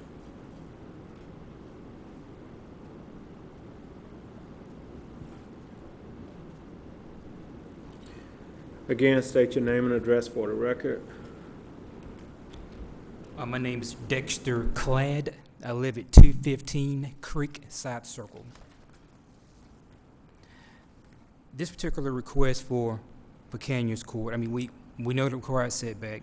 We know exactly how large these lots are, but I think we need to quote-unquote humanize this proposed variance. The current minimum is 18,000. If you will, pull that mic a little bit closer to you so we can hear you clearly. Okay. Thank you. Okay, apologize. Yeah, the required minimum is 18,000 square feet per lot to build on. Some of these lots are just over 14,000.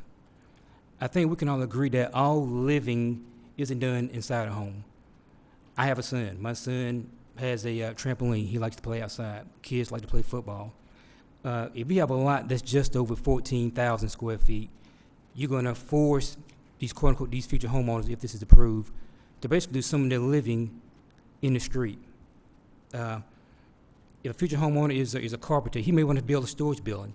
You're not going to be able to do it on a lot that's just over 14,000 square feet. It's 5 potential impacts for approving or for a decreased lot. And I'm going to say this real quick. One thing is decreased safety and welfare, decreased light, air, and fire protection, annoyance from noise, decreased opportunity for children to play in their own yard, and it gives the appearance of congestion. So once again, I want you to consider these impacts before approving this proposal. Thank you. Okay. All right. We have approximately 8 minutes. Anyone else would like to speak in opposition? Please come forward, state your name and address for the record.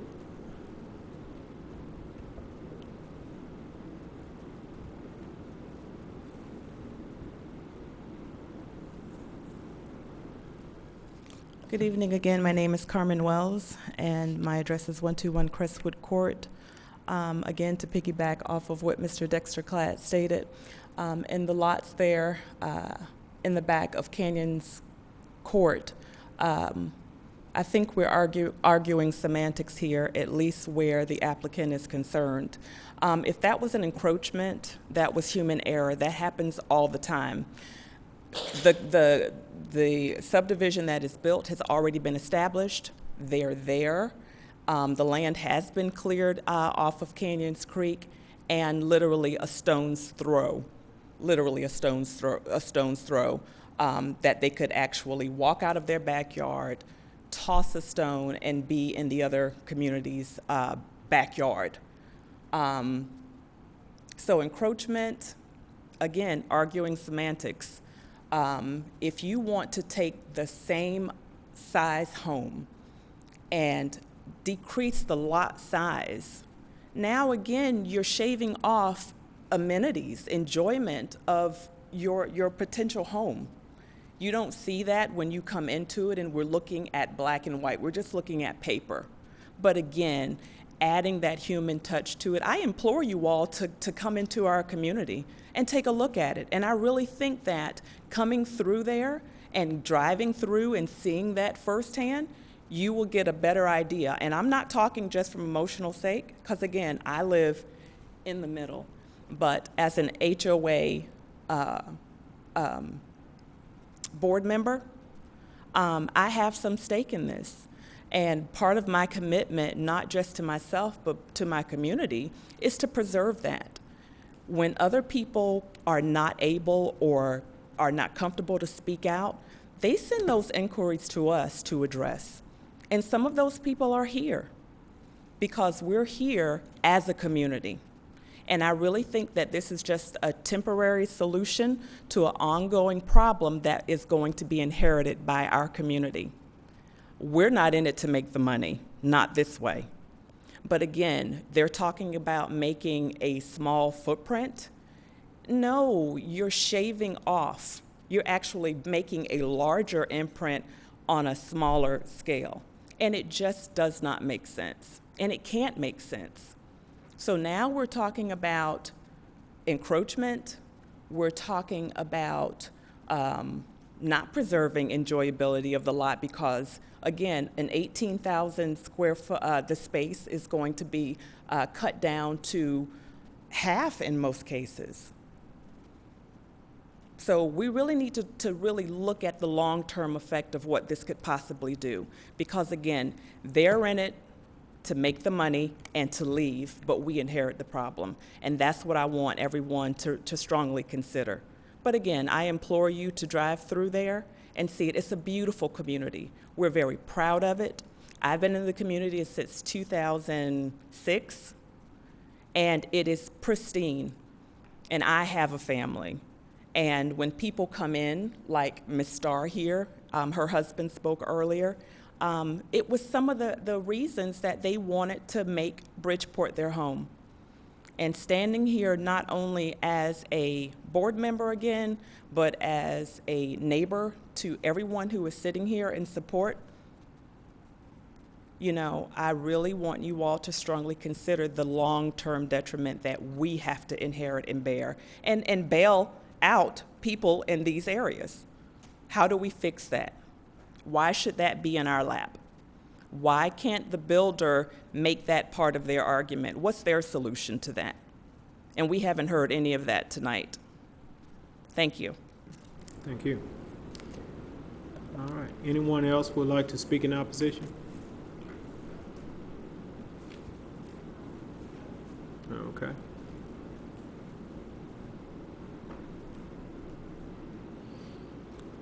State your name and address for the record. I'm Joan Taylor, and I live at 190 Bridge Mill Drive in the Bridgeport subdivision. What I would like to address is, are there any alternatives to using those lots so that we're not reducing it, but having less lots and having a larger lot instead of trying to squeeze everything in? In both this proposal and the one that was already passed, there were no alternatives of other ways of increasing the size so that the houses would be fitting in there better instead of squeezing them into the existing lots. And I would like to hear that from either the builder or whomever is measuring those lots as an alternative. Okay. Thank you. Anyone else would like to speak in opposition? Okay. If no one else is coming forward, does anyone else have any additional questions for the applicant? Please come forward, sir.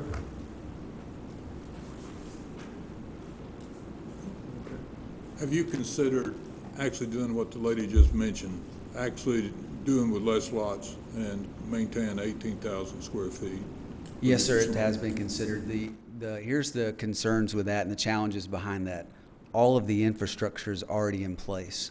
So the sewer is in, the utilities are in, everything's already in place to go ahead and develop those lots as is. So they're ready to go right now. To take that out, I would be lying if I said that's not a possibility. It most certainly is a possibility to be able to do something like that. In order to do that, you basically have to completely, you have to come back here, get it resurveyed, redrawn, re-engineered, and then you have to redo all of the utilities in there. And the economics, I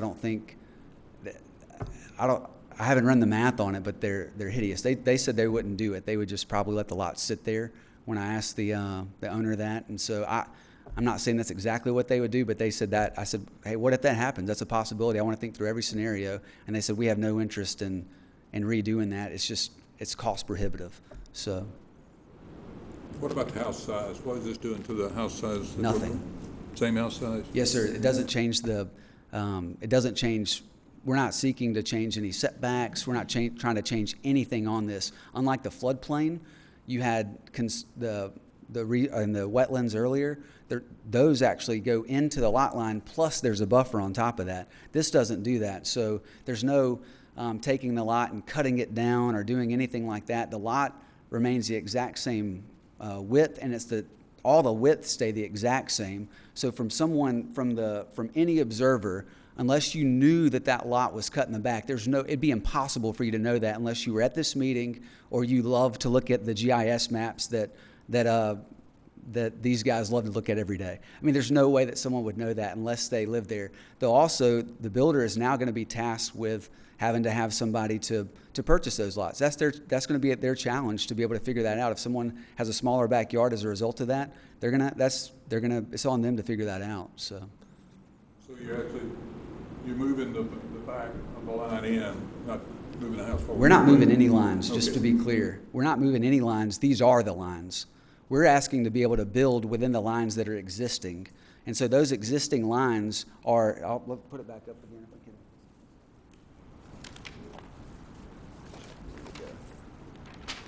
Thank you. Yeah, so just to be clear, we're not moving a line, and these are the existing lines. The only problem is they're less than 18,000 square feet, so that's why there's a compliance problem. And so no one can build on these unless the minimum lot size is reduced. When I met with staff, I did say, hey, can we seek a rezoning on this? And we were happy to rezone it and not change any density to keep, typically when someone rezones, they want more density. We don't want more density. We don't want to change setbacks. We don't want to change anything. We just want to be able to build on the lot that is platted and recorded with the city of Hampton and Henry County. Yeah. Heavy growth of trees in that area right now. You can't see much except the trees right Yes, from sir, the you're road back. What's going to remain when you clear this out, build a house?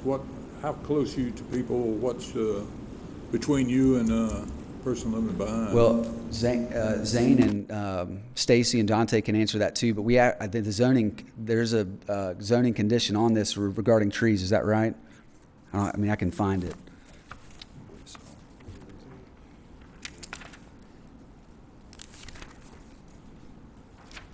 Side. I thought it referenced something about the developer, number 6, the developer shall remove only trees necessary to development of streets, houses, and driveways, no mass grading. And so when they go in and grade that, obviously there has to be a clearance for the footprint of the house and for sod in the front to adhere to the zoning conditions that were previously established on this property back in 2005. But hey, if you have the opportunity, when you look at the entire neighborhood,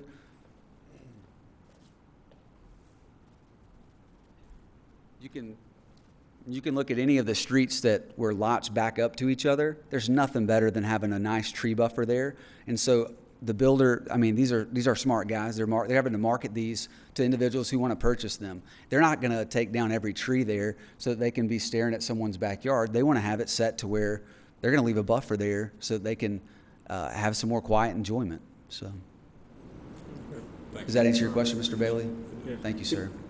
Mr. Richard? Okay, just for clarification, are all of the water meters and sewer taps, are they in place in this phase? All utilities are in, yes, sir. Okay, all right. So, okay, so you're ready to go with the houses then, correct? Correct. So just for clarification, I represent the landowner. The builder, Smith Douglas, they're ready to purchase these lots and build on them today. They have I mean, I'm technically not allowed to elaborate on the contract, but they're ready to purchase and execute these and start building.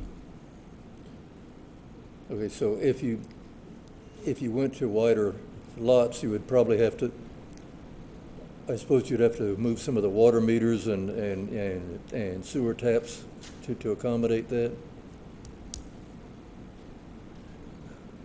Yes, sir. We can't just leave them there. Yes, sir. Correct. No. Yeah, because technically what would happen is the house would have to be moved and everything too. So when these plans were done in 2005, it's not just, hey, here's the lot lines. They planned for roads, storm, sewer, utilities, and everything. So a plan was in place and executed based on the blue line at the top. Now with the red line in place, if we had to start shifting all of that around, we will have to go and change all of that to accommodate that. Yes, sir.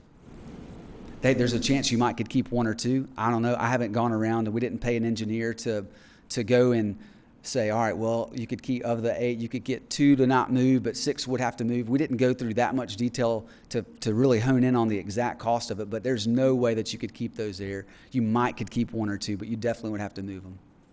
Thank you. Yes, sir.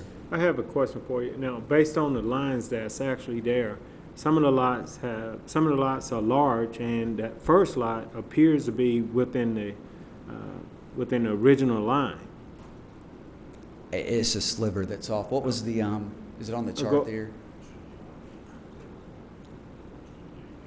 Okay. Yeah, so it's going from 18 to 7,580. So it's knocking off, 420 feet. So it's going from 18 down to 14.8. It's 136. It's like that's a 0.3-ish% reduction. It's a 3% reduction-ish approximately. Now, I have a question for staff. Dante, based on this, what percentage can they go down to, or you could approve on a staff side? Well, this will have to be reviewed by the City of Hampton code. So it's different from our Unified Land Development Code, where we have the 10% for setbacks and buffer and parking. And I'm not familiar with any administrative capabilities or provisions in their code that will allow for administrative reducing lot sizes. Okay. So if this was before you could do 10%, and those 10% lots you could do. If it was UODC, lot size is not administratively varianceable. Only setbacks, buffers, and not signage. Parking spaces, thank you. Okay. And that's with unincorporated Henry County jurisdiction. And now this is City of Hampton jurisdiction, so it'll be different. Okay. Now, I do have a question for you. At what point did the owner determine that these lots was not buildable? I don't, to be honest, I don't have the exact date. It would have been, go back and I could get as close.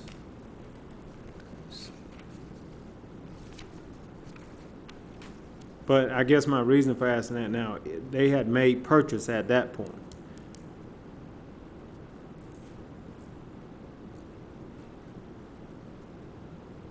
Correct. It was already purchased. So when it was purchased, hang on, I got it here. February 2013 was when it was purchased.